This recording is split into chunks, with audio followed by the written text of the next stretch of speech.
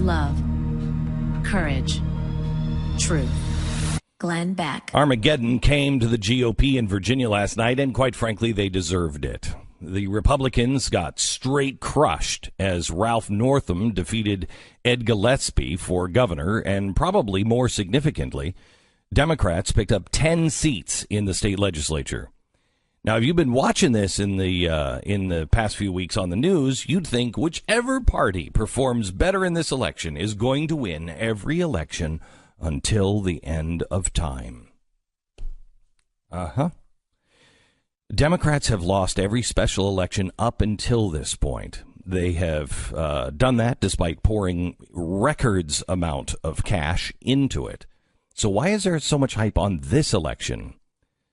Gillespie lost. But that was, as predictable as making the bold claim that I think tomorrow the sun is going to come up. And I'm going to actually put some more, I'm going to risk some more. It's going to come up in the East. With an exception of 2013, the sitting president's party has lost every Virginia gubernatorial election since Jimmy Carter. On top of that, Trump lost Virginia to Hillary, and the state went to Obama twice. The narrative this morning is that this is the beginning of the end times for the GOP. But this would have been a much bigger deal had the Democrats performed poorly. Republicans were supposed to do poorly here. There's a much bigger story on Virginia, because Virginia is the prime example of the increasing shift of people and states moving to the far fringes of the left and the right. Red states are getting redder. Blue states are getting bluer. The moderates and the middle ground are disappearing. Virginia has been turning blue for a while now, but the most eye-popping thing you will see on the map is that the urban areas have turned so blue and rural areas have turned so red that it almost drains the red and blue cones from your eyes. Where have the moderates gone? This is a trend that is going to continue to pick up steam as people continue to shift further and further left and right until we have an unum again. E pluribus unum. This will continue to happen until we decide what we're for, not just what we're against. Consider what's happening in Virginia. This is a state that just elected a governor that was endorsed by Planned Parenthood. They also elected their first openly transgender to the legislature. And they elected a self-proclaimed socialist. Okay, that sounds moderate. The midterms are still a year away, and anything is possible. The GOP either needs to up their game, or here's an idea, show up with a game, or somehow try to get Hillary Clinton on every single ballot next year. But either way, whether you live in a blue county or a red county, get ready, because everyone around you is going to move further in that direction.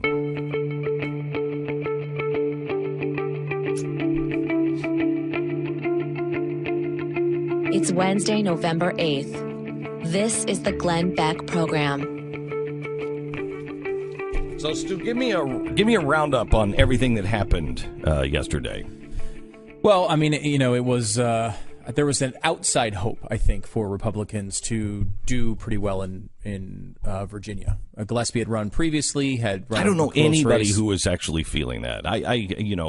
I've heard people say, "Well, I don't know anybody who actually believed that. Well, I mean, the polling was pretty close. I mean, Gillespie was pretty close in the polls leading up to it. He had run well previously in a statewide election and almost won. He did much worse last night. I am kind of with you in that I did not expect him to win. Yeah, you and I talked about it last night at 6:00, and we were both just looking at each other going, "There's not a chance." Yes, there's a chance. Yeah, but there's a chance too that quantum mechanics and the idea of a parallel universe is actually the right answer too. I mean, I'm having a hard time with it. We've seen that play out before when it seems like it's a parallel universe. Yes, and living in it's one happened. now. So it's interesting in that, Gillespie ran his campaign largely under sort of the Trump policy banner. He didn't associate closely with Trump. He didn't have him campaign for him. He did do robocalls and things like that for Gillespie, but there wasn't a close association of their personalities. But he ran on a lot of the platform that has been seen as Trumpian over the past few years. So as Steve Bannon was saying, he was going to win because he was saying these things. Donald Trump obviously said the same types of things, although he's a politician. I don't know how much you can take from Trump saying it. But you notice the reaction of Breitbart. I have this. So the day before the election, Corey Stewart, who was like kind of the more Trumpian candidate that ran against Gillespie initially, is the reason Gillespie's going to win. Stephen Bannon said it's the Trump-Stewart talking points that got Gillespie close and maybe even a victory. It was embracing Trump's agenda as personified by Corey's platform. This was not a competitive race for weeks. You could have stuck a fork in Gillespie, but of course he did the Trump stuff, right? Breitbart today: establishment Republican Gillespie rejected. I mean, they're so shameless. But I mean, look, not only did he lose, he lost by a much larger margin than was expected. So the idea, pretty easily, you can jump to there's a big time problem here for Republicans, and that this is the first batch of elections that have happened since Trump got into office in which these were fought on sort of like playing grounds that Republicans and Democrats are competitive. A lot of these special elections that have happened so far are people in very deep red areas that Trump picked the representative out of to put him in the cabinet. And so, they wound up winning, but winning in a much closer elections than expected. Here you see the first sort of purplish state, which, again, I think is leaning blue anyway, without Trump. It's a tough win for a Republican governor there anyway. But you see a real underperformance than what you would expect from Gillespie. I think it is because, honestly, what are the Republicans for? I know they're against Obamacare. But what has that gotten us? Even that is, they say they're against Obamacare. I don't know how you quantify that. Right, but let's take them at their word. They're against that. But what have they done? They're against high taxes. Have you seen their tax plan? I am not getting out of my home and walking literally across the street to vote for a Republican who's giving me this same crap. When, on the other hand, when you have a socialist that is running, they're running socialists. Okay, we ran constitutionalist, and we swept.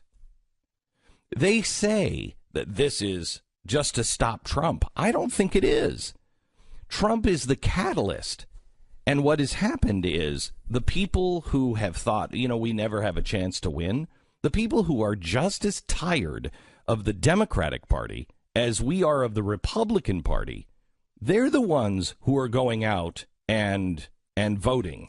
They're the ones that put a socialist in, not your regular Democrat. These are the ones who are like, I believe in something. I believe in socialism. I believe capitalism is killing us. I believe capitalism is a poison. Those are the ones who are going out and voting, just like those who thought that socialism was a cancer and progressivism was eating away at our Constitution. Those are the guys who came out for the Tea Party. What we found, however, was not everybody was really for that. Not everybody was really for the Constitution. A lot of people were just against Barack Obama. And that leads you to make all kinds of bad decisions. The same thing can be said, I think, with those who are really rallying around the socialists. Do they actually believe in hardcore socialism? My guess is yes. Yeah, I mean, to your point, not only did they elect the first transgender person into the state legislature in Virginia, they also elected Lee Carter, a member of the Democratic Socialists, to be one. Right. They also elected an outspoken gun activist. If you remember the terrible video from the reporter who was killed live on television doing that, her boyfriend was elected as well on a anti-gun platform. So I mean, they got who they wanted. The big surprise was kind of this Virginia state delegates who were, it was, I believe, a supermajority for Republicans going into this election. And now the control of it over, it was like 66-34 going in. Now it's going to be, it looks like it could be Democratic control, which if they have all three of, if they have that whole state controlled, then they are going to be able to pass. They're already talking about major gun legislation there in the state as well. There, and the other thing I would say on this, the Trump effect is somewhat, the negative side of that is going to be magnified in a state like Virginia because, remember, this is the home of Charlottesville. I mean, think of what it would be like if you don't live in Virginia. Think of what the state media has looked like since that event. I mean, as big as that was to the nation and arguably Trump's worst moment, right? Where even, people in his own cabinet were coming out and criticizing the way he handled that. Yeah. So that has been the dominating news event for the state for the past year. So I think you can look at Virginia and say maybe this was worse than the Trump effect in other states will be. Though everywhere across the country last night, I mean, Republicans. Honestly, I don't think it's just the Trump effect. I really don't. I think it's the GOP effect. I think so too. If the GOP would be putting things in front of the president, the GOP would be energized. Here's the thing. Trump energizes the opposition, but the GOP in Congress does not energize the base. So you have Trump. Everybody just wants to stop Trump. Do anything you can to stop Trump by any means necessary. Okay, so that's what's driving Democrats to the polls. You've got to stop this guy. But there is nothing that the GOP is doing that makes anyone who's typically voted for Republicans say, I'm going to get up and make a call, give you $1, spend the time to stand in line for you.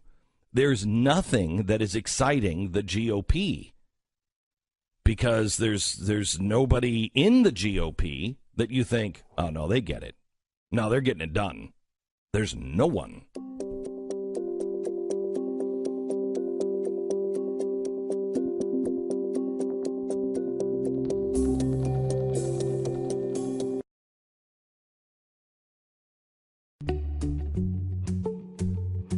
Glenn Beck. We have a really great show for you. We are going to talk to a mom in Australia that has been trying to warn the United States and Michael Bloomberg in particular about the mosques that are here in America and riddled all around the New York area, that he said he has evidence, proof. People in the mosques are calling and saying, please help us get rid of these radical imams.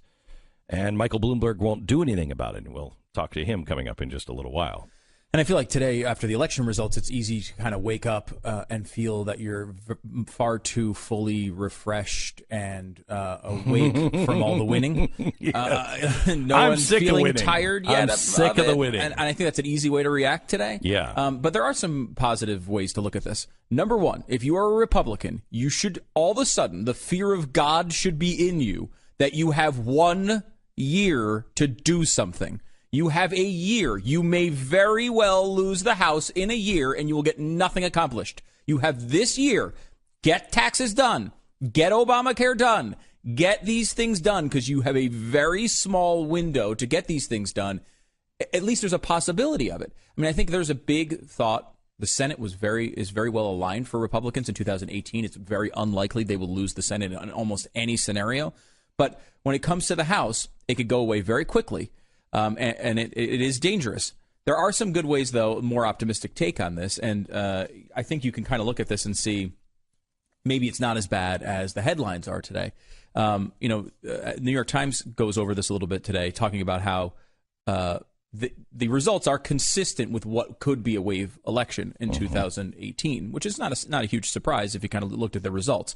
However, when you go back and look at this, Virginia voted for Hillary Clinton by 5, and this was a 9-point win against Ed Gillespie last night for the Democrats. But if you look at the House delegates, which is kind of the big surprise, everyone thought that Republicans were going to be fine there. A lot of that came in Clinton areas. Of the 16 districts where Democrats wound up leading and going ahead in Virginia, Clinton won 15 of them. So these were already sort of right. If they were anti-Trump, they were anti-Trump in 2016 too. So there might not be as huge a signal in here if you want to look at this as sort of the positive. So what I see this as a signal of is the left, the Democrats, moving further left.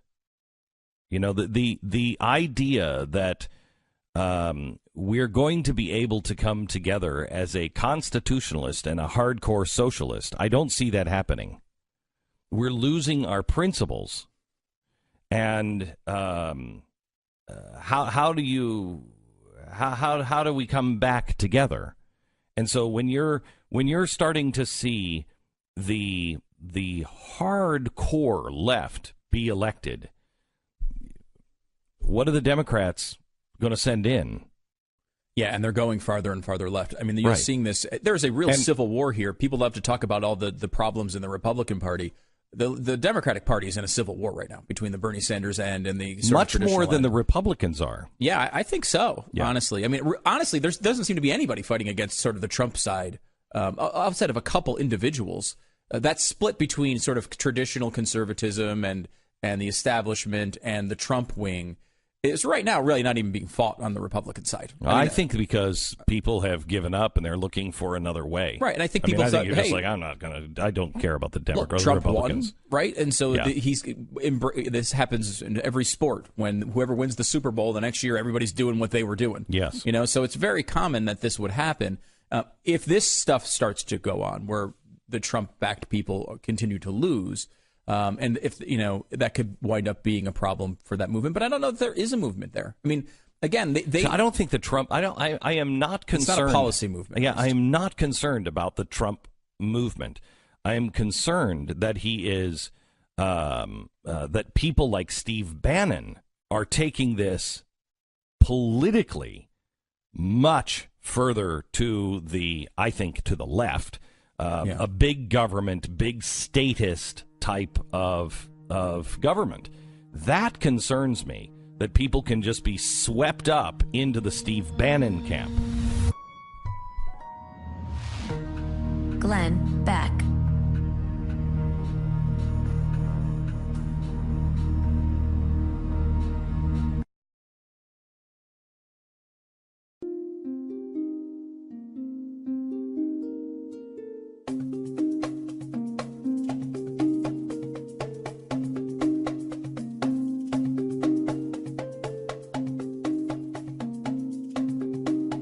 This is the Glenn Beck Program.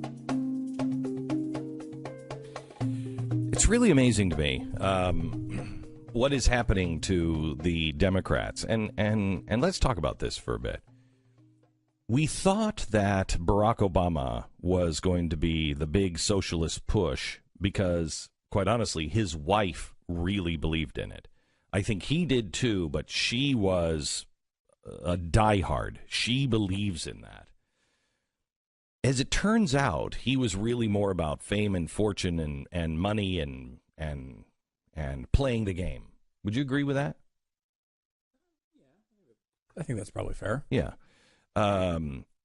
You now see him and people like Donna Brazile coming out and saying he leached off the party.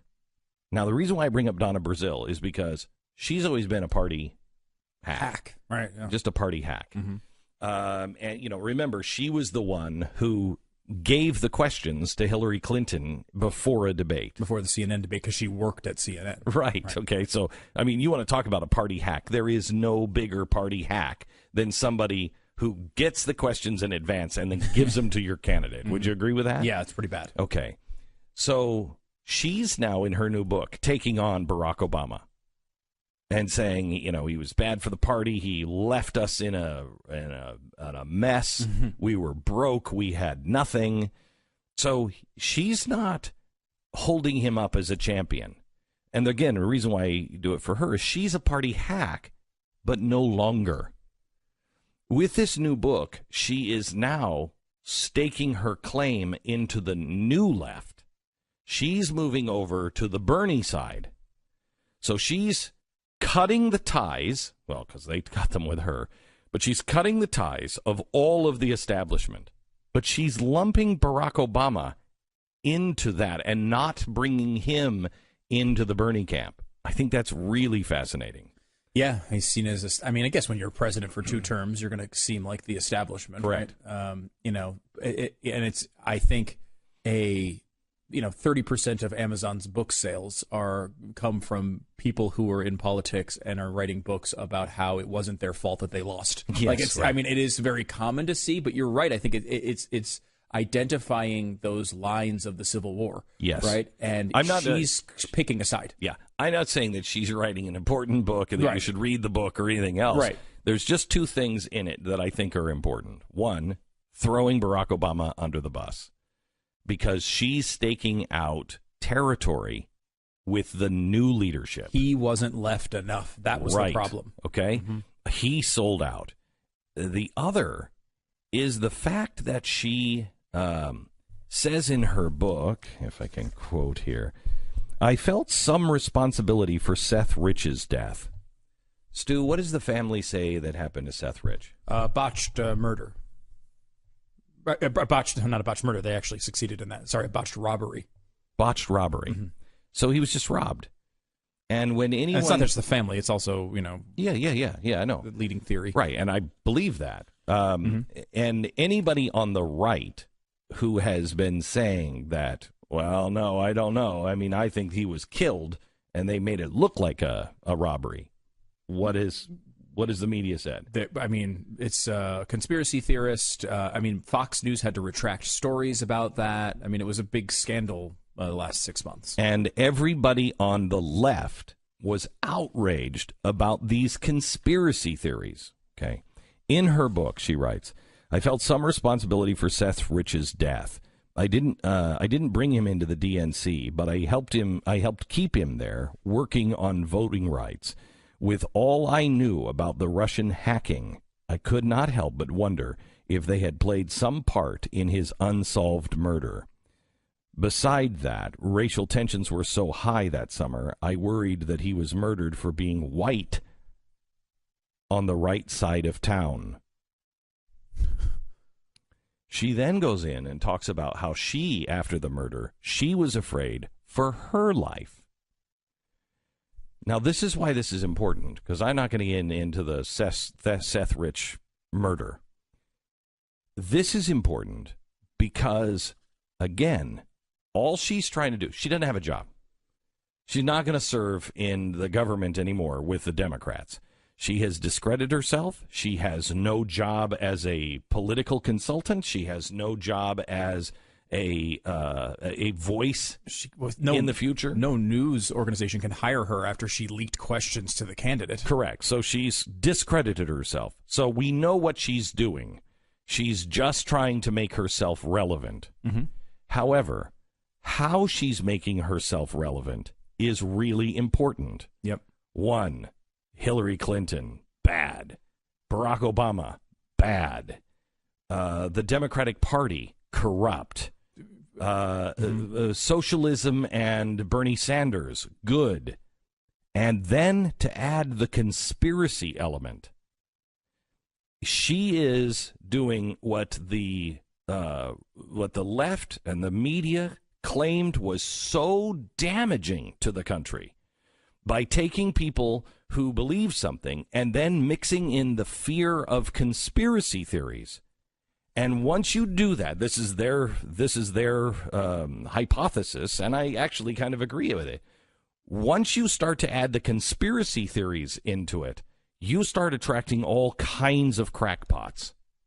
and then by any means necessary becomes real. What is she doing? And why is no one calling her out? Why are they just dismissing after this huge scandal about Fox News and Seth Rich? Why are they silent and not making a huge deal for their own side to now welcome in somebody who is peddling a conspiracy theory?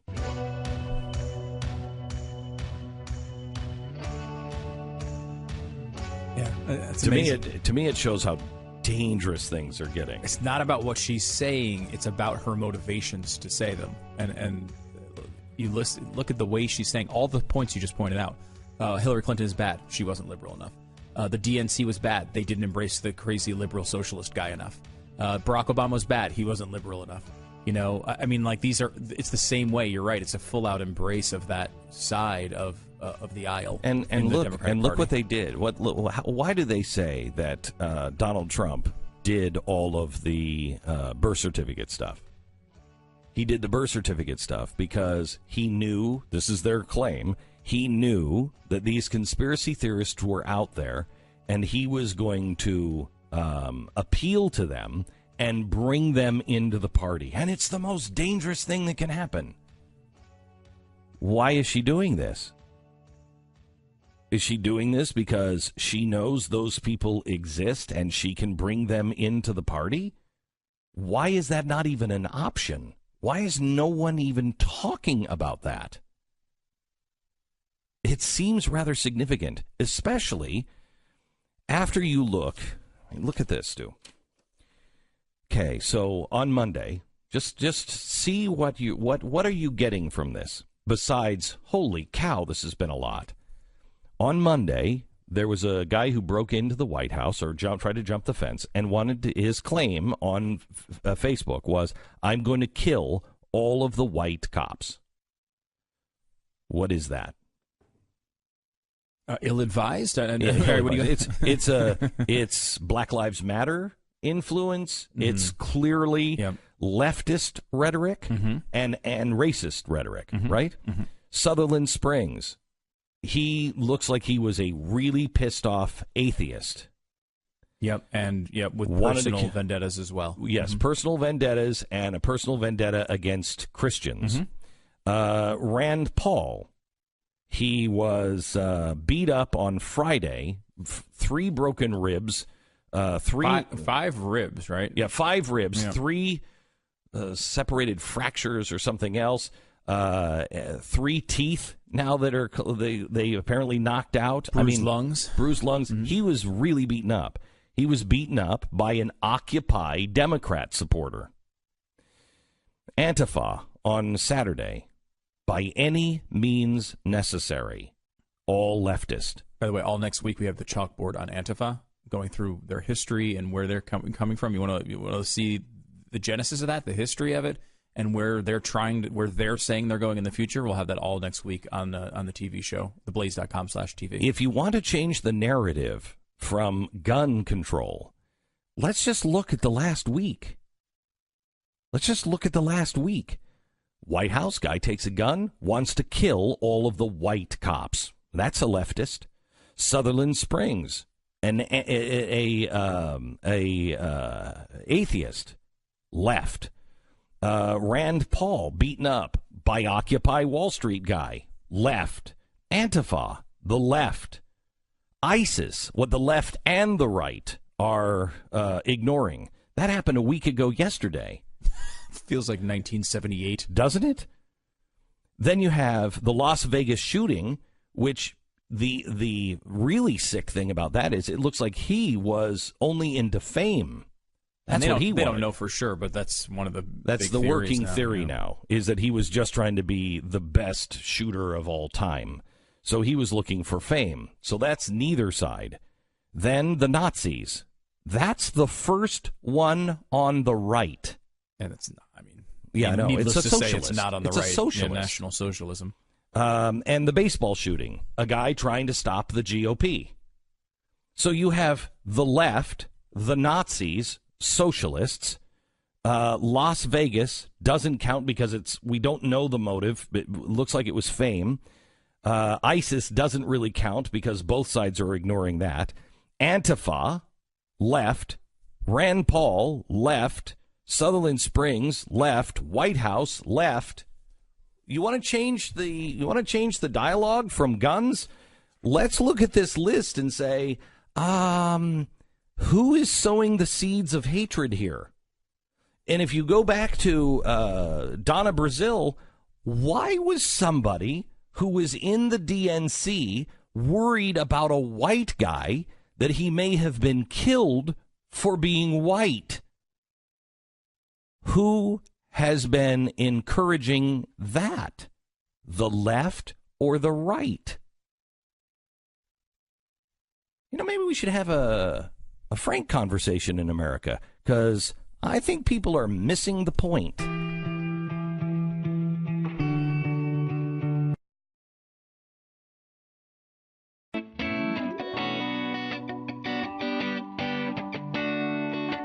Glenn Beck. So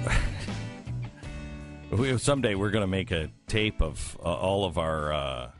That's crazy. I can't believe we'll just make a tape of all those and run them back to back on all topics and then just separate topics. But this year, I can't believe that award has to go to Bitcoin. Yes, I would say that's accurate. Because last spring we were like, I can't believe it's $1,100. Today, I can't believe it's 75. What is it? 75.23. 75.23. It's amazing. It's funny. Our own Brad Staggs, who is here on the Blaze TV, we have been trading texts for a year about, holy crap, look at this new price of Bitcoin. And, I was looking back at one the other day, and he, in September, was like, you know what? I think this could go to 7,500 by the end of the year. And, we were like, I don't even know if it was November when it hit 7,500. We still have 2 months to go. Goldman Sachs is now saying what? 79? So they're saying short term is 79.41. I mean, again, I have no idea how long this ride lasts. It may very well, rides that are really exciting and up and down. The nerds. Think of the nerds that have millions of dollars now. Yeah. I mean, if you just would have bought it when it was pennies. Yeah, I mean, it was we were talking about this. Ethereum is another one of these, and I promise not to get too in depth on cryptocurrencies. But if you go back and you look at Ethereum, which is another one, it was $8 at the beginning of the year, and it's now $300. It's been as high as $400. So 8 to 400, 50 times your money. These things are exploding, and you wonder, because every chart you'll look at looks like it's the ultimate bubble, that it's going to crash tomorrow and go to zero, and it may. It may. Here's what's going to stop it: governments. If the governments start to regulate against it, it's going to fall apart, and it will go to zero, and you'll lose all your money. That's why I've said, do not put a lot of money into this. But even if you think you've missed Bitcoin, you haven't. It's $7,500, but less than 1% of people are invested in it. How much is it? It's 0.1 or 0.01? It's 0.1%, I think, of the entire world is invested at a level of $100. Yeah. I think it's 0.01%. Put $100 in Bitcoin. You haven't missed it. If this works, it could go, I don't even know, $100,000 a coin. We had a guest on who said that it was going to go up to $50,000 a coin in the next couple of years, he thought. Yeah. And eventually $1 million per coin. Yeah, $1 million a coin. Put $100 in it and forget about it. Glenn Beck.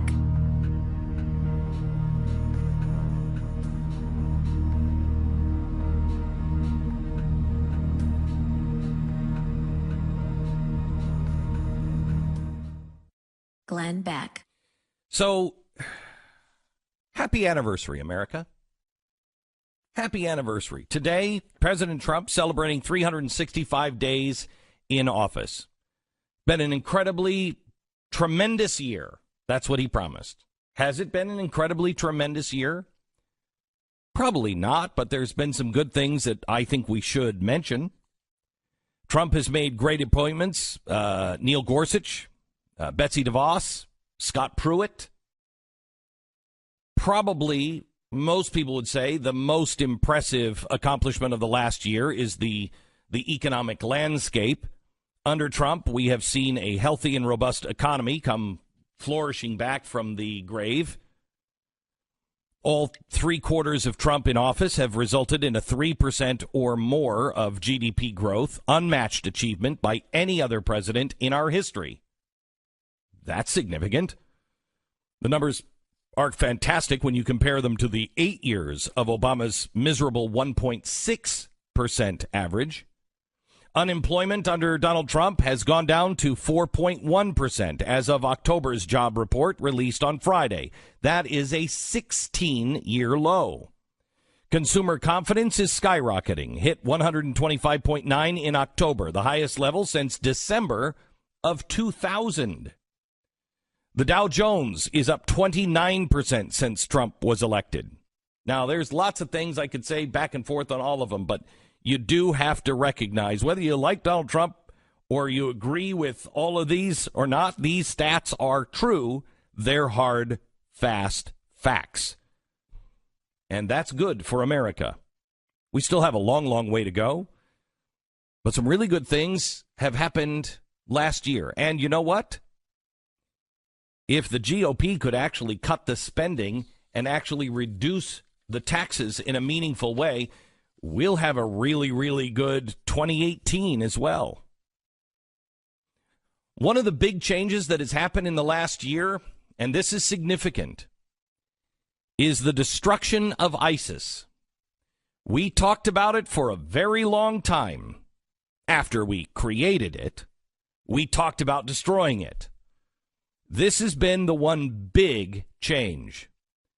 Donald Trump destroyed it. Now, I highly doubt that ISIS would be destroyed, and I highly doubt our economy would have turned around with Hillary Clinton at the helm. But we'll never know. And by the way, I would like to recognize one other milestone. It's been exactly 1 year today that Hillary lost for the last time.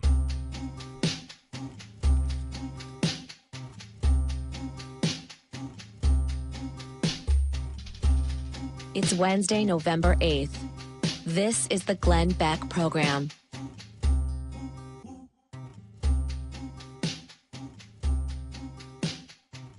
You know, it's amazing. I want to talk to you about being for or against something. Do we have that audio, Stu? Who was it that said yesterday that, you know, politics are now changing and it's really important that you are against something? It's no longer what you're for, it's what you're against. Yeah, this is proposition audio. I think we do have it pulled. I haven't heard the clip yet, but if we want to give it a whirl. Yeah. All right. It's a CNN clip, Sarah. You should have it from Mike. What's the challenge? Because, you know, you're going to have to deal with it when you run. People can look at you and say, you know, your score with Donald Trump is 97.9%. You will be a proxy for President Trump for people in your own district. How do you feel about that proposition? Look, I agree with a lot of the policies. You know, I believe in our party. 97.9%. Yes, you do. Yeah. Well, the reality is, look, the Republicans control the House, so the bills that are on the floor are mostly Republican. And if it was Speaker Nancy Pelosi, most of the bills on the floor would be Democrat. So of course my score would be in the opposite. So I think that score is a little bit misleading, but the reality is when we believe in something, we should have no problem standing up and saying so. And if we disagree with something, we should have no problem standing up and saying so. What do you think happens in the midterms if people in your party who are running for Congress don't start saying what you're saying right now, which is we can't divide anymore? The divisive rhetoric may have gotten us here in terms of having a president from our party, but won't get us where we want to be. Again, I believe that leadership is bringing people together. I believe in the politics of addition, not subtraction. I think that, you know, I would just encourage my peers to do the same thing. That, you know, dividing people. And listen, let's be realistic here. Democrats are guilty of this as well too. So he's making the point here about you got to be for something. And what's happening to us is we're really against things. For instance, let's take ISIS. We've been against ISIS, right? We got to stop ISIS. All right, we did. But what did we do in the meantime? In the meantime, we helped Iran fight ISIS. Now what's happening?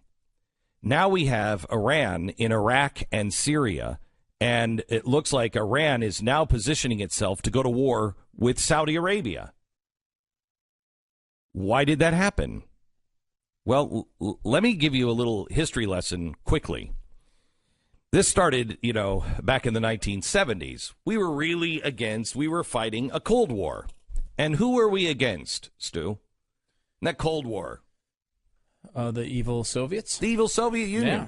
So we have to do whatever we can to stop the evil Soviets by any means necessary. Sure. Because we're against them, right? Mm-hmm. And so what did we do?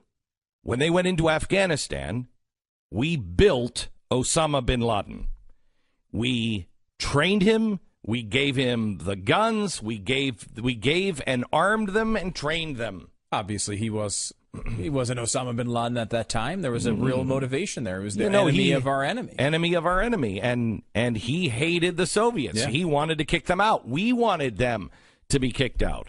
And so we helped him because we were against the Russians. Once the Russians fell, he said, okay, now I'm going to do that to America. That's almost a quote. So we were against Osama bin Laden and Al-Qaeda, which we were just for with the Russians. But now we were against it. Because we were against it, we decided to get into bed with the Muslim Brotherhood. Well, the Muslim Brotherhood, they're against Al-Qaeda. Okay, all right. Then what happened? Because we were for the Muslim Brotherhood, and the Muslim Brotherhood was starting to fight against Gaddafi, we had to help the people against Gaddafi. So what did we do? We created ISIS, and we armed the people of ISIS. That's what Benghazi was all about. Now we were against ISIS. And so what happens? We have to help Iran. What's missing here? What do you learn from this? You learn without having principles, you're just going to switch problems.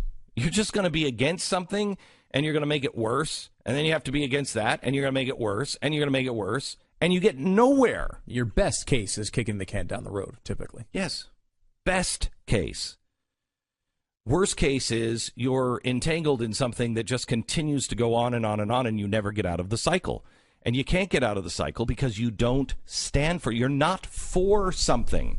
If we were for freedom, we would not be for or tolerating ISIS, which we did, Al-Qaeda, which we did, the Muslim Brotherhood, which we did, Osama bin Laden, which we did. They stood against the things we should have been for. And they have raised money and soldiers against us because we're duplicitous. We don't stand for anything. Now let's look at this with the GOP. The GOP said that they were for the free market, but they didn't mean it. What they were against was more important. What they were against was Barack Obama, and what they were against, Hillary Clinton, overrode everything else. But we're against Obamacare. That became the mantra. We're against Obamacare, and we're going to repeal and replace. And how many times did I say, with what? Replace? No, you're going to replace it with the free market. But because we didn't demand to hear what they were for, we were all taken like a bunch of hapless dupes. What? They're not going to repeal it? They're not going to give it back to free market? No. Why would they? We never asked them to be for that. We assumed. And we put all of our stock in what they were against.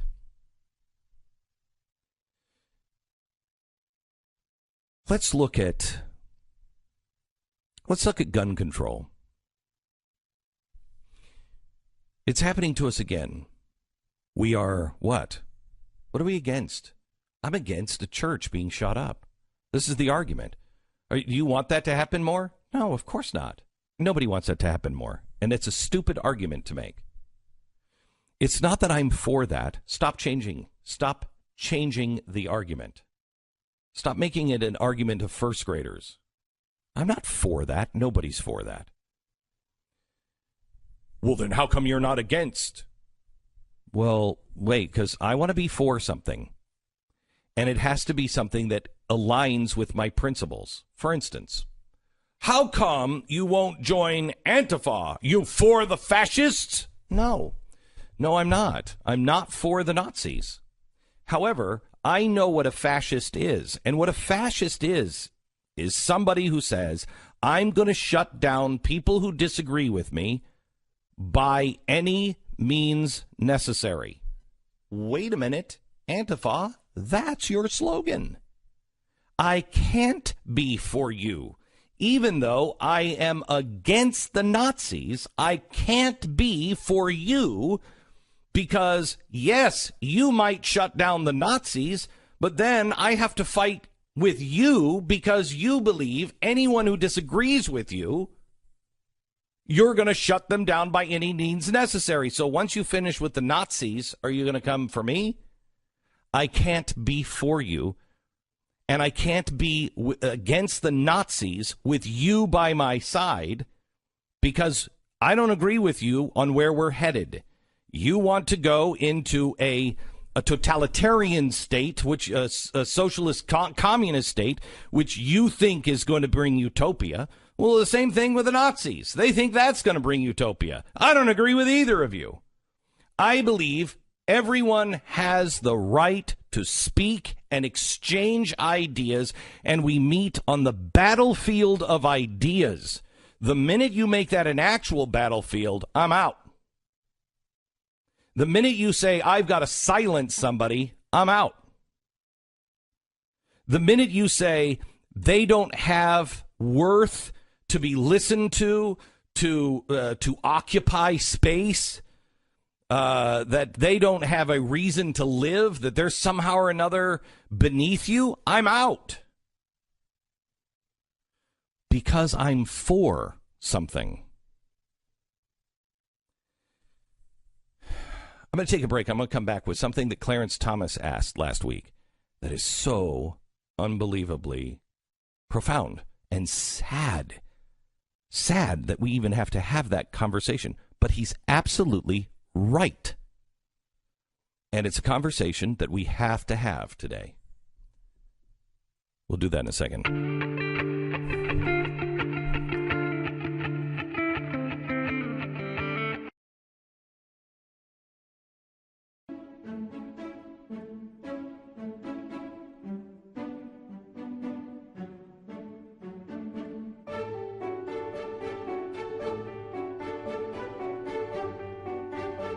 Glenn Beck. Tonight at 5 o'clock, I'm going to go deeper into this. I started yesterday on the TV show on what do we have in common? What is our unum? And showed you the problems that we are experiencing right now because we don't have an unum. E pluribus unum, from many, one.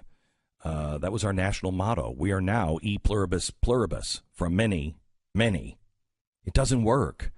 And now we're adding arrogance to it on it's my way or the highway.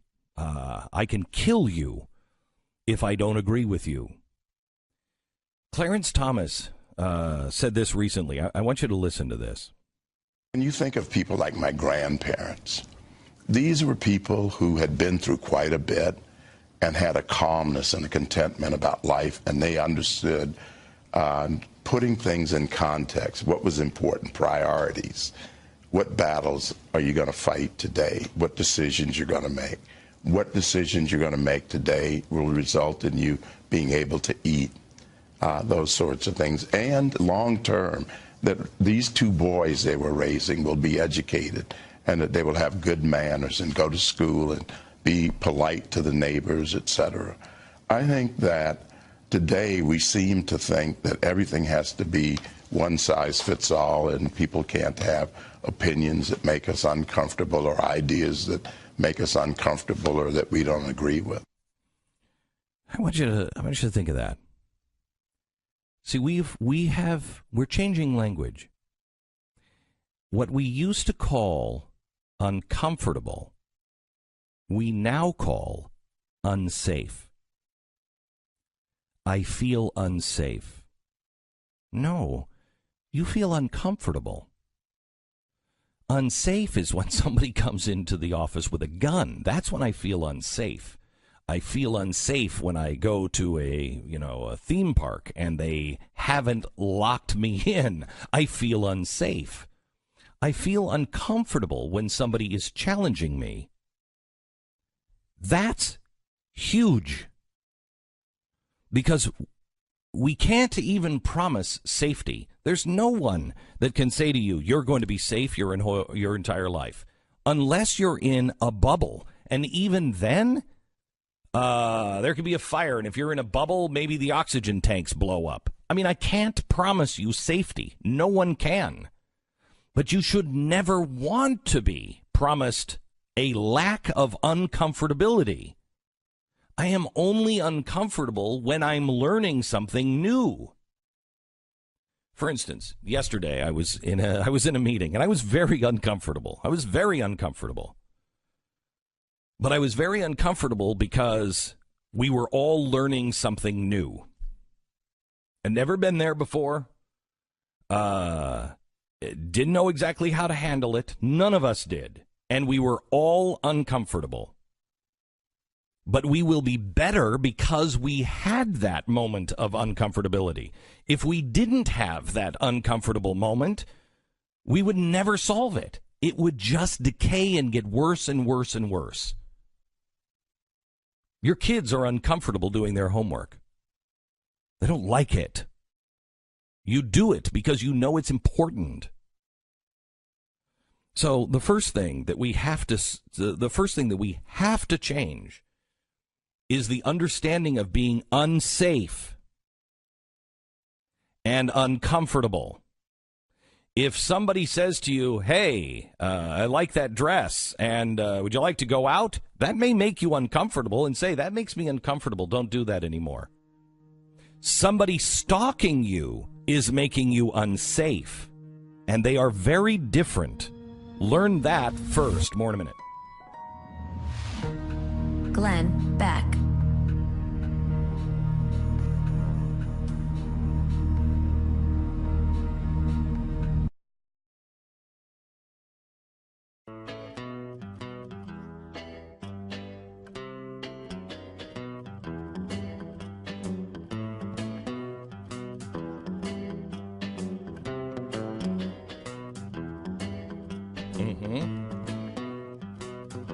This is the Glenn Beck Program.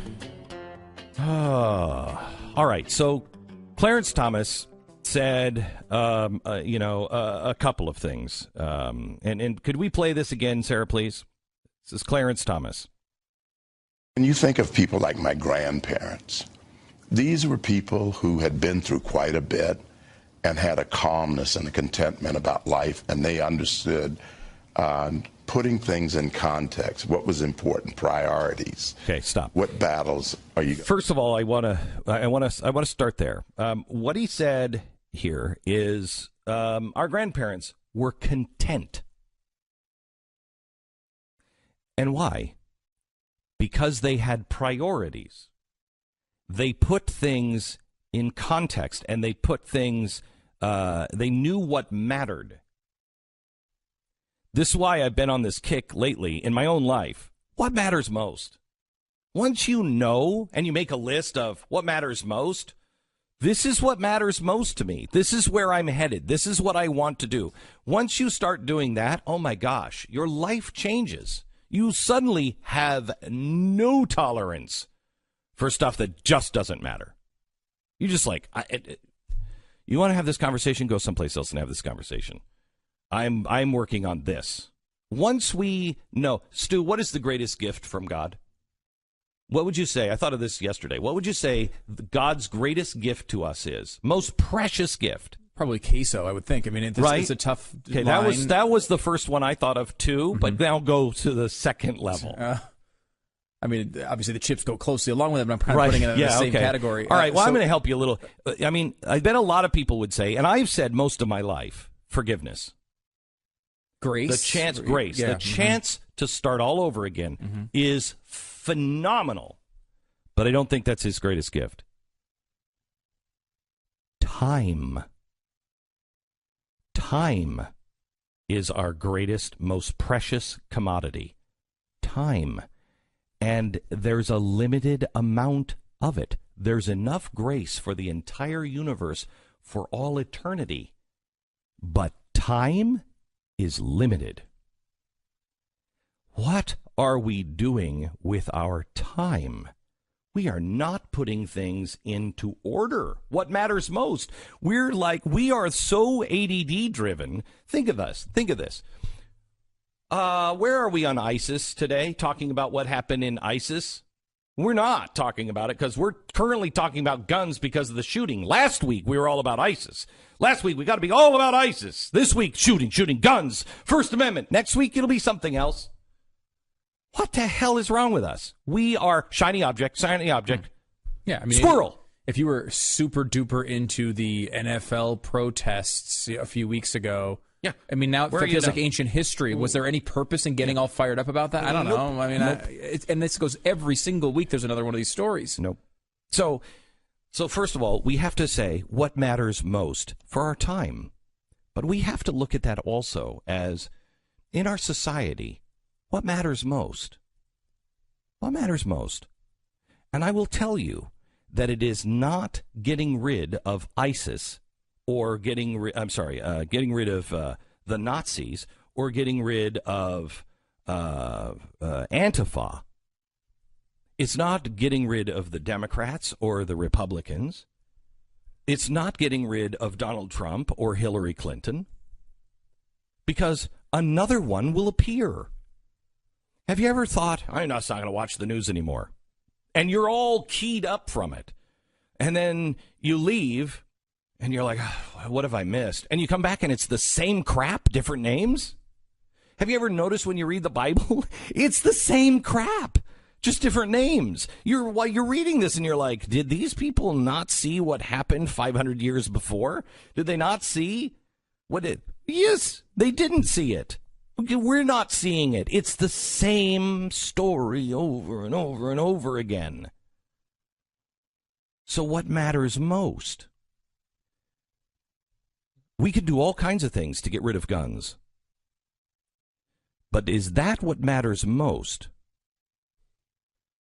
We want to get rid of guns because we're against guns.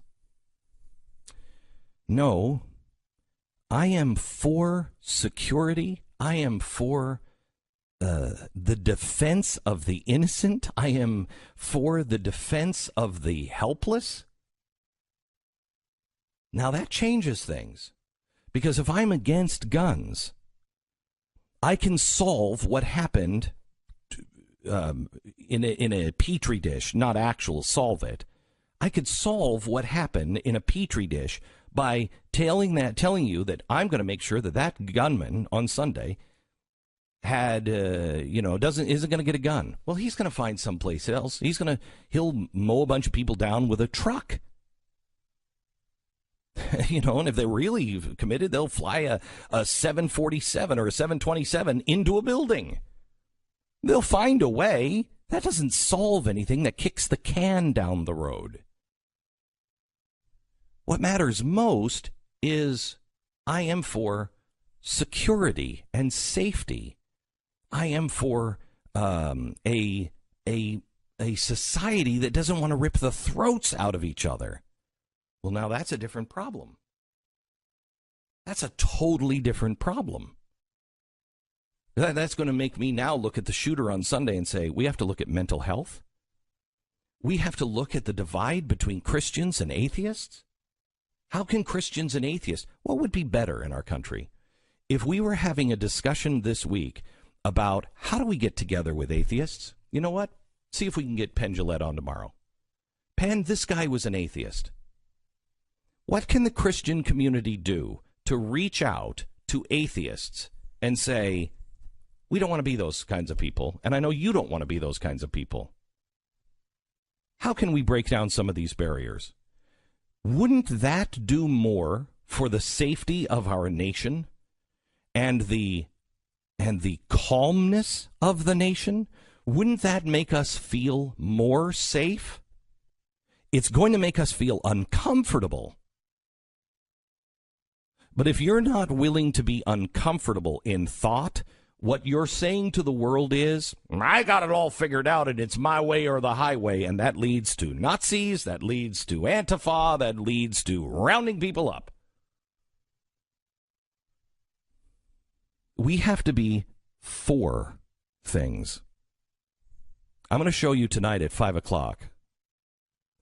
On the Blaze TV, I'm going to take to the chalkboard, and I'm going to show you the things that people are saying now that we need to solve. We have to do something. And I'm going to show you that if you are against something, that solution will look really good. That solution will be like, yep, that could take care of it. I'm not going to guarantee it, but that could take care of it. But unless you're for something, and these are really big principles that we should all be for, you will destroy those big principles because you're just going to pick them off one by one without even noticing. I'll show you that tonight on the chalkboard at 5 o'clock, only on the Blaze TV. Become a subscriber now at the Blaze TV. That's theblaze.com/TV. And you can watch them all. I think it's $1 an episode or something, and you can watch them all. But we just did. Last week was all about socialism. This week is kind of turning out to be e pluribus unum. What do we believe that will bring us together? Because if we don't bring ourselves together, we're toast. We're absolutely toast.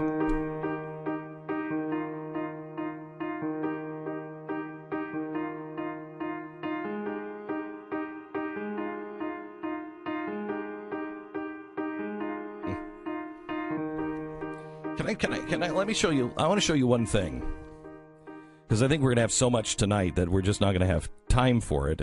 So let me show you one example. Right now, would you agree that the one thing we all want to stop is sexual harassment? Right? Sure. I don't know anybody who's for that. Well, Harvey Weinstein. Okay, so the bad guys are for Kevin that. Spacey. Okay, yes, Kevin. Can you play real quick just the Kevin Spacey? There's a show on Hulu. Don't tell me that this Kevin Spacey thing was a secret. This show has targeted for 3 years Kevin Spacey's problem. Yeah, the show's called Difficult People, and it's on Hulu. Listen to this this highlights from the past 3 seasons. The second Bridget asked for a volunteer to come up on stage, his hand shut up faster than Kevin Spacey's fly at the opening of Newsies. What do kids hate? Jazz? The dentist. Homework. Kevin Spacey. And yes, many gay lives were spared in the process. I don't know how many, Well, we'd have to ask Kevin Spacey, sure. Yeah. Well, this is Choking Chucky. Choking Chucky by day, maybe. Kevin Spacey's pool boy by night. So maybe I should just give up trying to find love. I'm going to go the Kevin Spacey route. Just stop trying to be a human being and just focus on getting famous. And then after I have a Netflix show, focus all of my frustrations on a boyfriend young enough to be my own son. Wow. Holy crap. Wow, don't tell me this was unknown. Wow, that was on Hulu. Wow, over 3 years. This is all stuff prior to this coming out. Yeah, that's important to note. It's not like they're reacting to the scandal. This has been they've been putting these jokes on the air for 3 years. Okay, so let's talk about, because this is, this stuff is different, and some of the stuff with Harvey Weinstein is different because it's rape. But let's talk about, just sexual harassment in the workplace. Okay, so we all agree we want to stop that. Okay, so then you can't legislate anything, so the answer has been, well, let's publicly shame. Let's shame them. And that's really the way society should work is, you shame people. However, things have gotten so out of whack because we don't We haven't looked at the big picture because it's all happened so fast and the world has changed because of social media. Society should shame. Okay. So I make a claim, B. Arthur sexually harassed me back in the 1940s. I make that claim, and all of a sudden, B. Arthur, well, she's no longer working, but if she would have been working, she loses her job, and everybody says, B. Arthur, that's bad. What have we lost? We have lost a potential sexual harasser. We have empowered the victim, if it is a victim. What we've lost is the biggest principle of our society, and that is due process. Without due process, it's a witch hunt, which I could say, hey, anybody want to go round up people I think are witches? Anybody want to join me and round up people I think are bad people? And we'll be the judge and jury and executioner? I'm not going to get anybody but crazy people to do that. But we're all doing that through social media. And we haven't noticed the death of due process, which is a fundamental American principle. We're a mob. Yeah, I mean, and it is most of the time going to be probably right. I think most of the time these accusations turn out to be against real terrible people. But there's a reason we structured, at the beginning, especially at the beginning, there's a reason we structured our legal system, innocent until proven guilty and not guilty until proven innocent. And you know what? If it was guilty until proven innocent, most of the time we'd still get it right. The question is the issue and the thing that the founders put in there was to make it so it was difficult to even get people who were guilty to be proven guilty. You put the standard as a high one so that when you always erred on saying, you know what, we don't have enough, they're innocent. Yeah, and we're going the opposite way on that. We didn't want to be a society like all other societies before us that were putting innocent people in jail. We still say we put innocent people in jail. With the high standard that we have, we still make mistakes, and we still have prejudice in us that makes us, think in different ways. Okay, we don't like that. So what are we doing? Instead of making it more difficult to be proven guilty, we are making it less difficult by cutting out the judicial system entirely and saying vigilante justice, the mob justice. And we will destroy you, your life, your reputation, everything that you are through mob justice. Now, personally, I know some people that are that I think are guilty and some people who aren't firsthand. Do you want to be somebody who destroys someone's life just by joining a hashtag group? Due process. We must be for things, not just against them.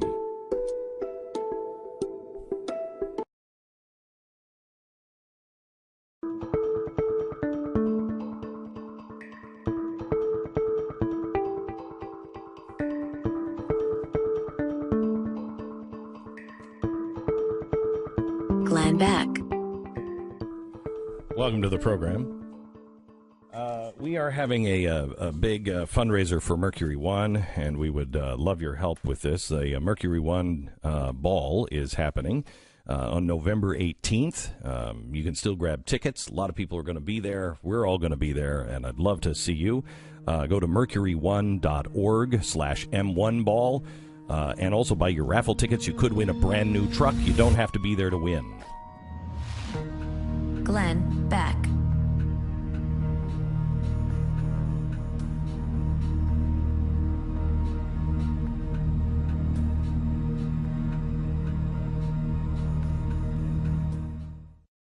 Glenn Beck. So how is it possible to pass 5 background checks even after you have been in prison for assault?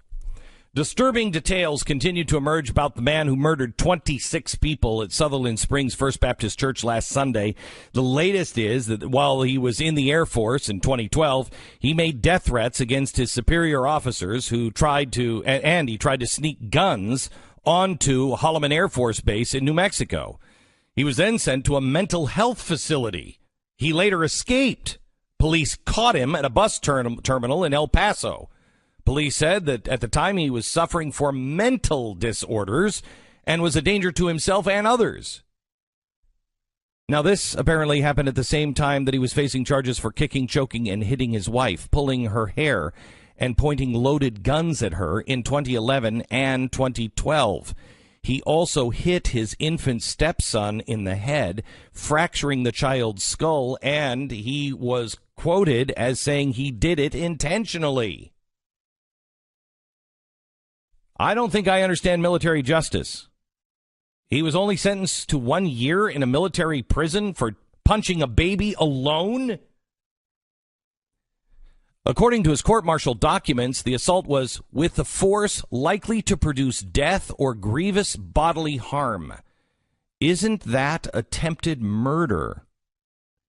The Air Force admitted on Monday that his conviction was not entered into the National Criminal Information Center database. Someone was not doing their job. Had someone done his job, we wouldn't be in the situation in Sutherland Springs. In the 2 years following his military prison term, he was also investigated twice for sexual assault and rape, although no charges were ever filed.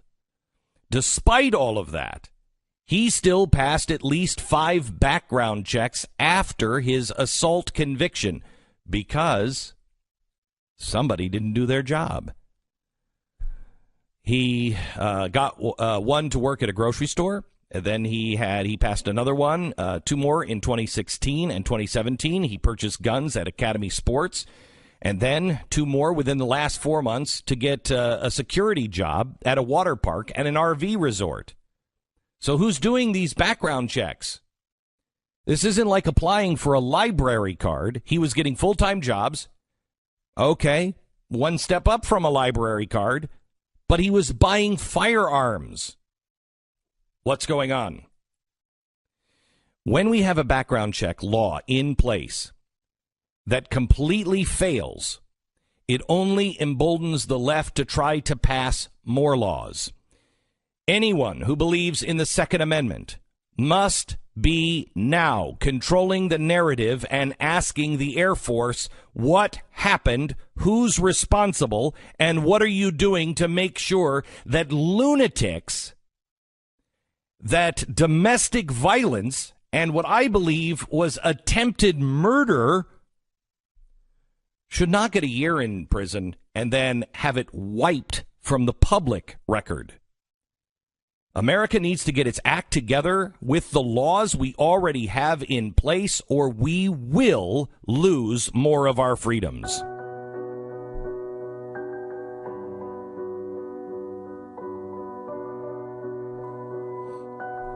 It's Wednesday, November 8th. This is the Glenn Beck Program. Last week, I saw a story on the Daily Wire, and it was about an imam in Australia, Imam Tahiti. And this imam said, I have contacted or tried to contact Mayor de Blasio several times over the last few years. And I am trying to reach out to mayors all over the country because radical Islam is being taught in many of the mosques here in America. This is the letter that he wrote on February 2016 to Mayor de Blasio.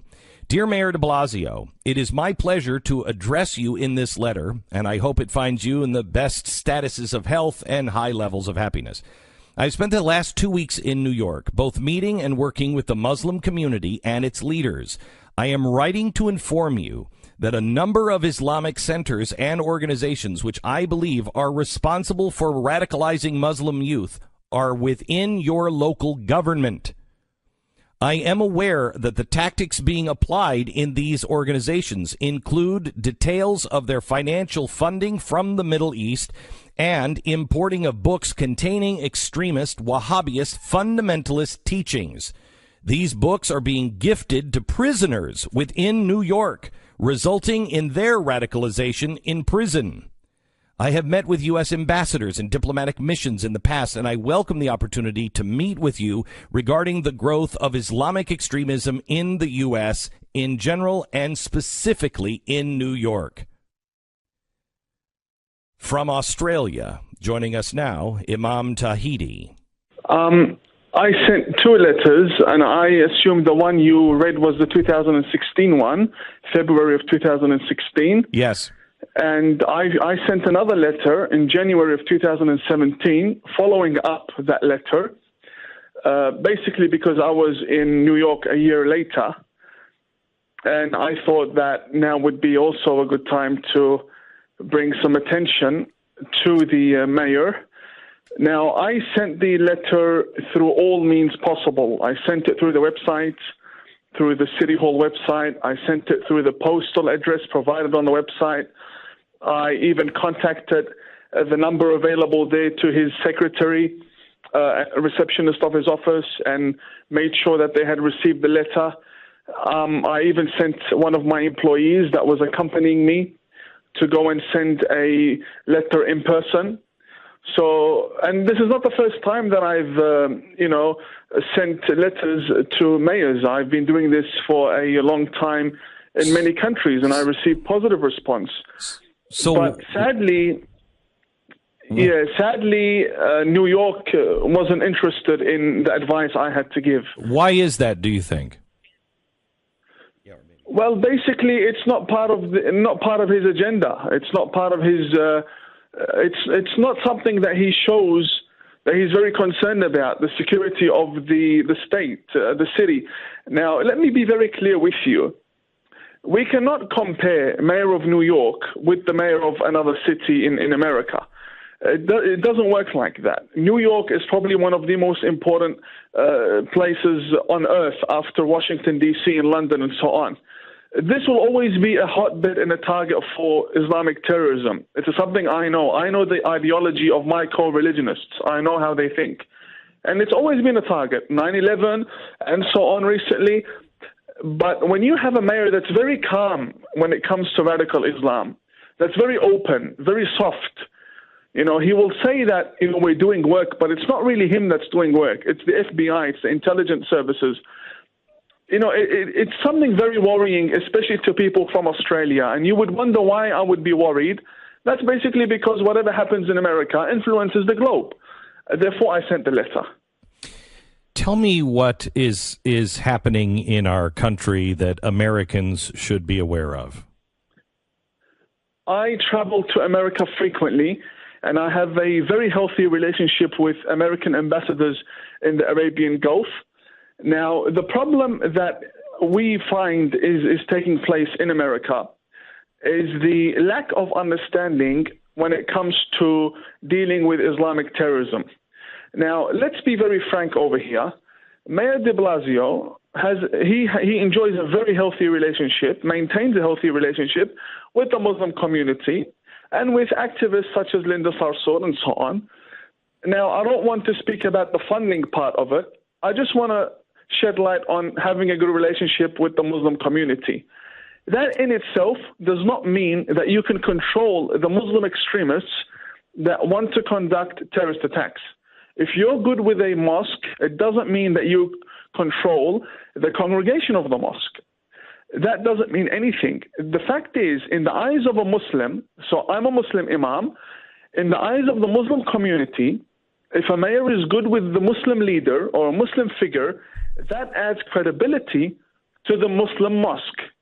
And most of these mosques are actually radicals, and which is why I sent the letter. Most of them are radicals, and there's been studies that have been done available online by intelligence services regarding the Saudi Arabian funding to these mosques, the number of terrorists that used to attend these mosques, people that have joined ISIS that used to pray in these mosques. And, the mayors over there, they have a good relationship with the people in the mosque. That's the problem right now that America is suffering from. But we don't know which ones are the good ones and which ones are the bad ones. We don't even know how to tell as citizens. We have no idea. I don't blame you for that, because sometimes even Muslims in Muslim authorities can't tell between the radical and the non-radicalized person, let alone a non-Muslim trying to tell the difference. This is a serious problem. I hold a certificate in counterterrorism studies from Georgetown University. When I sent my letter to the mayor, I knew exactly what I was speaking about. I am a third-generation imam. I'm very well experienced in this field. I collaborate with the Australian authorities regarding these matters. There's a huge opportunity to save America, especially during the Trump administration. Now is the perfect time to crack down on terrorists. What is needed is the people to actually rise and demand the mayors to actually take action. And I speak to officials. I don't just sit with anyone. I have my relations over there. And the imams in New York can't really do much because they live there. They fear for their job. They fear for their income. I'm a guest. You can take my advice, see if it benefits you. If it doesn't, then I'm just going to be on my way back to Australia. I don't want money. I don't want anything. I just want to give you free and friendly advice. But the mayor wasn't really welcoming that. I spoke to the imam last night because of the time difference. And in the next segment, he started talking about, I can go to the streets of New York and I can show you this. I can show you who and what they're saying. We're going to take him up on that offer. More in just a second with Imam Tahiti. I just followed him on my Twitter feed. You might want to consider doing the same thing.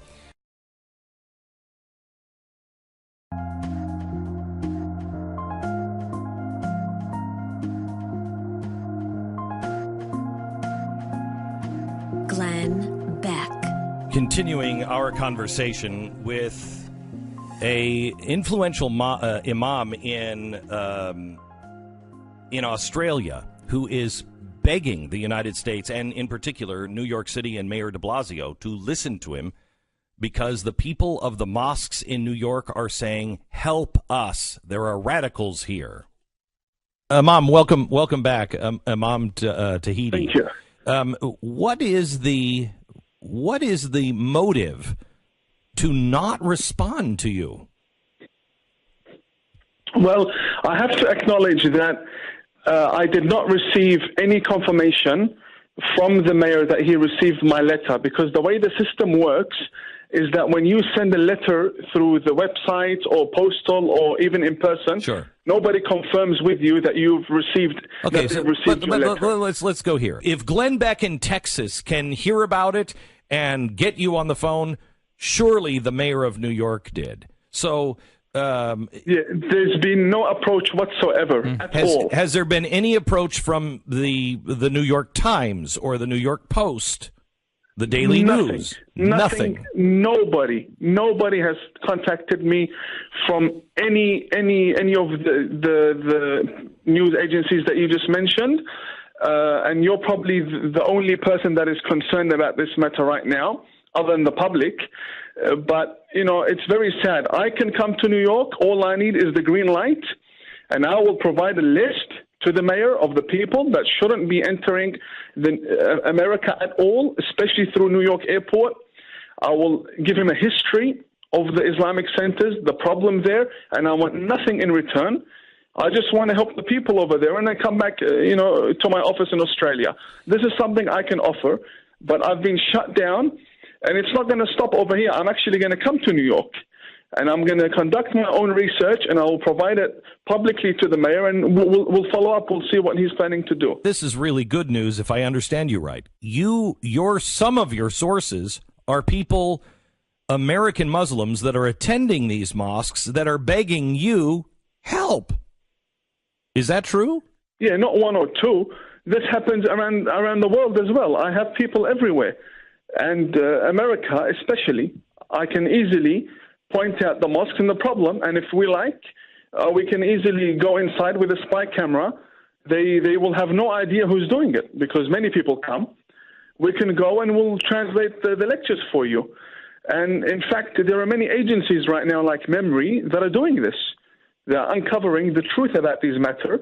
But you have real channels that are concerned about real news that use those clips, and there are those like CNN and so on that will never broadcast the things that are being exposed from within the radical communities in America. What is your life like? Being this outspoken, how much danger are you in? Those who watch YouTube videos about me will see that when I walk on the street with my bodyguards, with my security cameras on me, you'll find people spitting at me, wanting to attack me in the middle of the street. This is in Sydney. So I moved to Adelaide because it's a lot smaller and quieter here. But even last Ramadan, we were attacked and ambushed in a restaurant. Muslim leaders here invited me for a meeting, and they said, we want to discuss some of your statements on the media. This was in March this year. I attended. They ambushed me. They assaulted me. And within the meeting, it turned into an interrogation rather than just a discussion. And I refused to stay silent. Australian authorities are really good when it comes to taking control over violence and especially terrorism. They're really good with that. I commend them on that. But you really can't control radicalization in mosques. You can't. You can't stop an imam from speaking. He believes it's free speech, and the child has emotions. And we had a 15-year-old. This is why it's important. We had a 15-year-old called Fahad Jabbar, went out after listening to 2 Friday sermons, 2 Friday prayers in a mosque, 45 minutes each. He acquired a gun and he killed a police officer in front of a police station, a 15-year-old. So we're dealing with a very serious situation over here. And what's happening in New York will happen again and again. We pray that it doesn't, but this is the way the world is going right now. Unless the mayor actually steps up and does something, this is not going to change anytime soon. Imam Tahidi, thank you very much. We pray for you, and we wish you the best, and remain standing. It will be people like you that will set millions upon millions of people free that believe in Muhammad, but want to live a decent, honorable, and peaceful life. And I wish you the best. We are going to further our conversations with him, and I'd like to bring him to the United States and have our cameras follow him and see what he can show us that some people apparently just do not want us to see. More in a minute.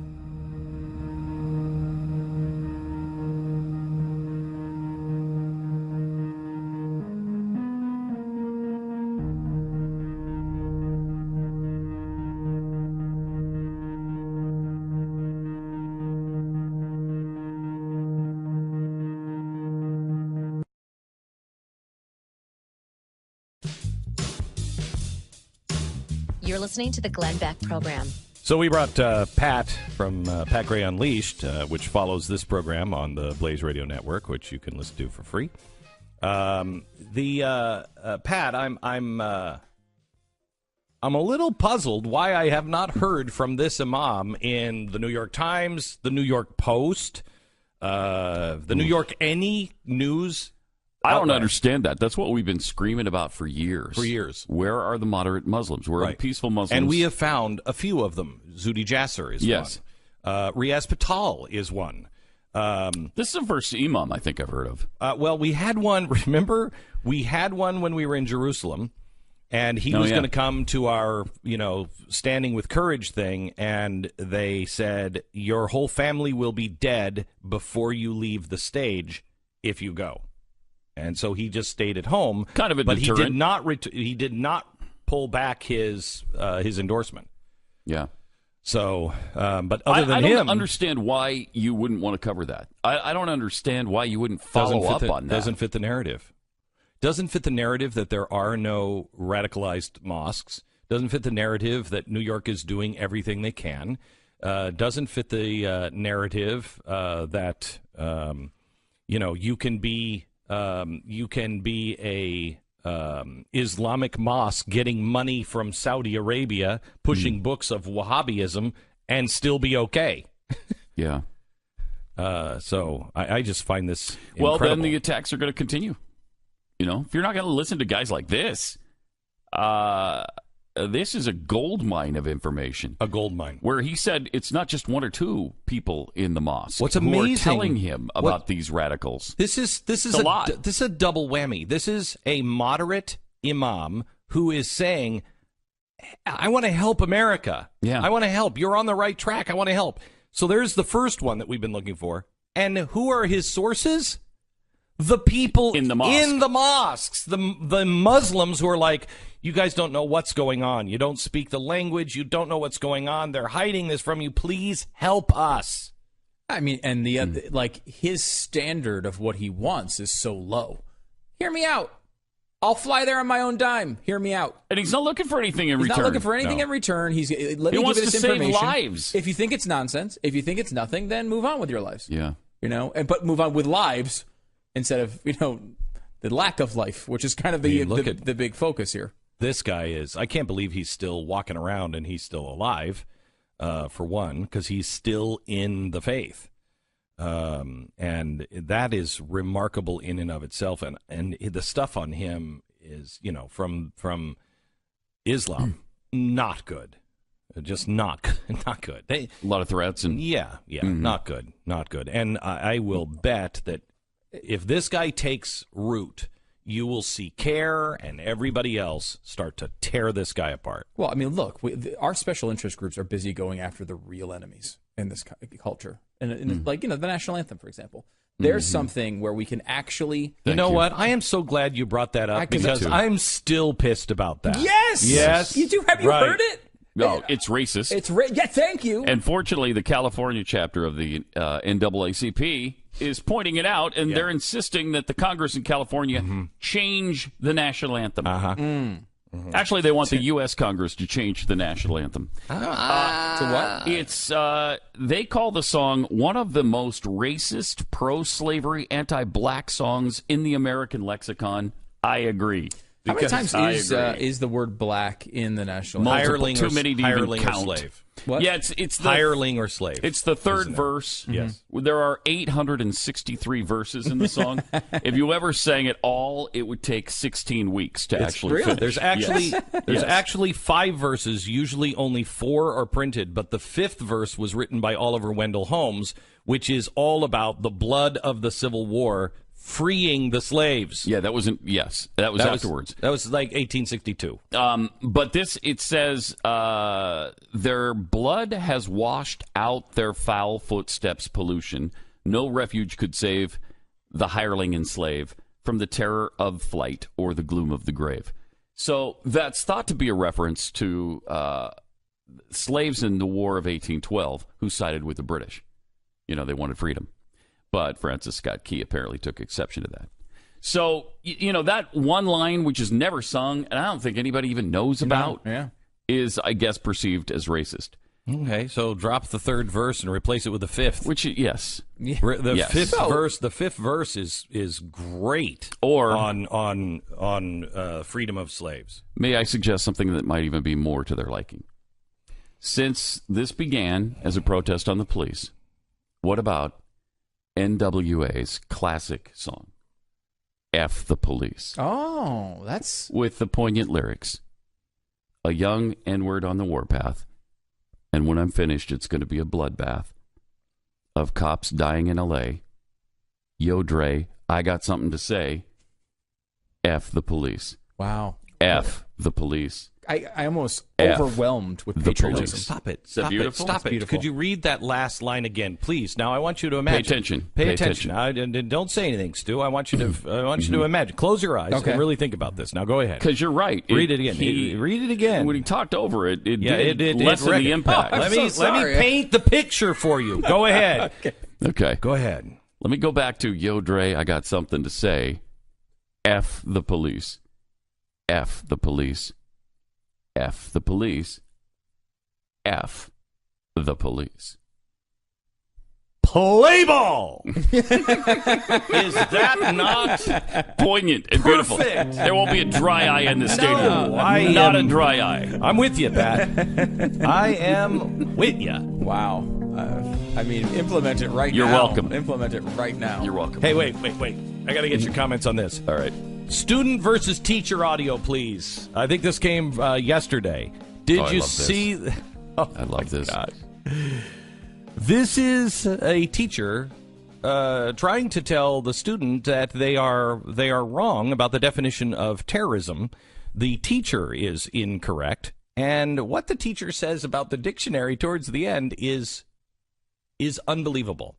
If this teacher were teaching my kids, and I don't care if it was about the definition of something that wasn't being politically charged, it was just about, and I had tape, I would right now be saying, you must fire this teacher.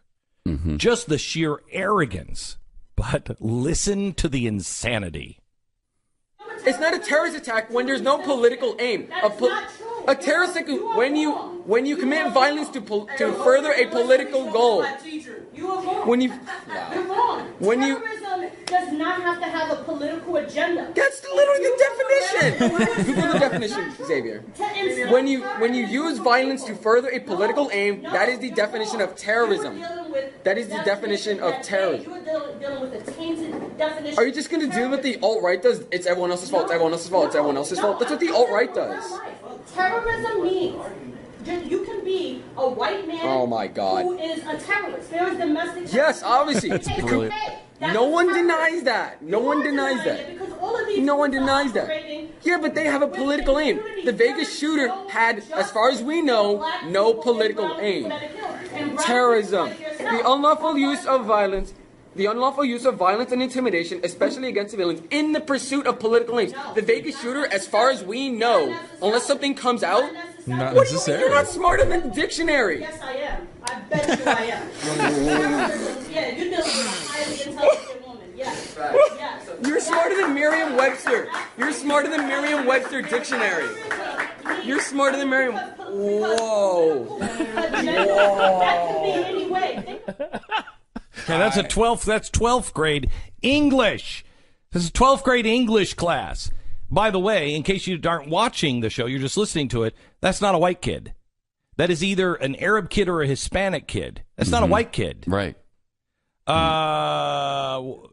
What's the deal here? This is the kind of indoctrination, and once your kids are smart enough to push back, they will win. Yeah. We have to be smart enough to make the logical case, because nobody's ever pushed back against these people, and then they start to have to say things like, I'm smarter than the dictionary. Okay. That's amazing. By the way, if you think that's some right-wing talking point on the definition of terrorism, obviously he cited the dictionary. But listen to this. This is Chris Cuomo on his show. Who is smarter than the dictionary. Now, he's definitely smarter than the dictionary. We know that for a fact. Mm-hmm. But listen to him the other day talking about terrorism. One of the things that winds up being prickly here is how we define it. People will say, well, when the brown guy did it in New York City, it's terror, but when the white guy does it, it's not. People misunderstand, I think, the contextual relationship between the word terrorism and investigations. I've asked you this before, I'm asking you again now. What does it take for something to be terror to investigators? Pretty straightforward. If he's motivated by a political motivation, that is, he's protesting, for example, U.S. engagement in Iraq or Syria, he's protesting racial issues in the United States, which is political, that goes into terrorism. If he's simply angry because of something that's happened in his life, maybe similar to what we saw in Las Vegas, that's not terror. That's simple violence, and that's insanity. I'm guessing in this case we're going to find that he, as the president has suggested, had some mental health issues. That doesn't necessarily take me to terror. I mean, people, I think, confuse who does it with why they do it, and you guys are focused on why it's done and how you can make that manifest in terms of agenda. So I hate to break it to the 12th grade teacher, but even most likely your god of Chris Cuomo and CNN would agree with the dictionary that maybe perhaps you're not as smart as Merriam-Webster. As smart as Merriam, but not Webster. I believe that agreeing with Chris Cuomo is also a sign that the fourth horseman of the apocalypse is saddling up and getting ready to ride through town. Oh, so I'm looking for wormwood in my telescope tonight. Thanks, Pat. Pat Gray Unleashed on the Blaze radio and television networks. Coming up in just a few moments. You can get the podcast as well on demand anytime. Blaze.com/TV or Blaze.com/radio.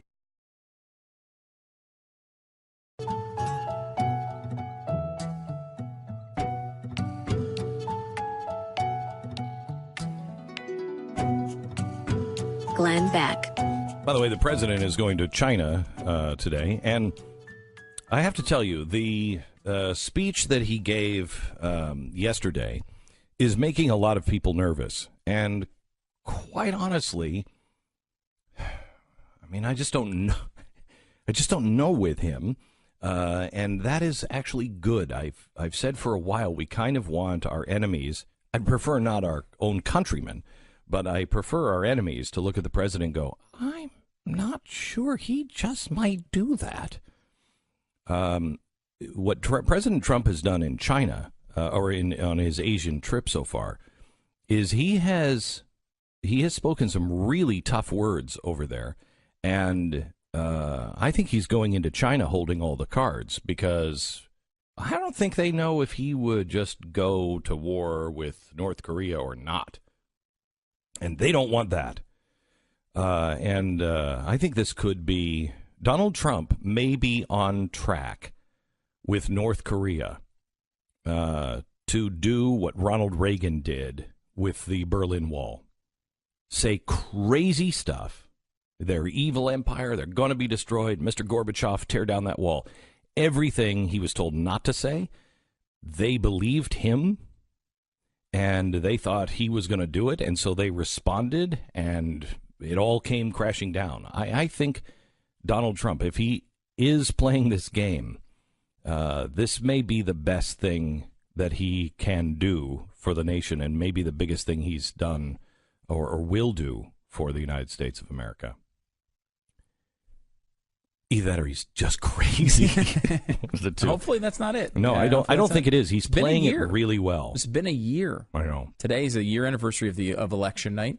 And, you could still, if you were a betting man 1 year ago and went on a betting website right at this moment, you could have been given 5.5 to 1 odds for Donald Trump to win the presidency. That's how unlikely it was. And you could say, oh, I knew it was going to happen. Well, you should have taken advantage of it then, because if you knew, you could have cleaned up, because it 5.5 to 1 on election day, while votes are being cast, while exit polls are coming out.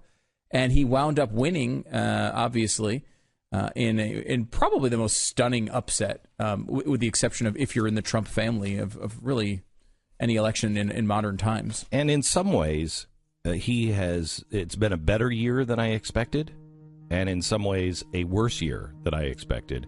But the worst part is because of the dynamics of all of it. How people are reacting, what he's doing. Glenn Beck. All of it.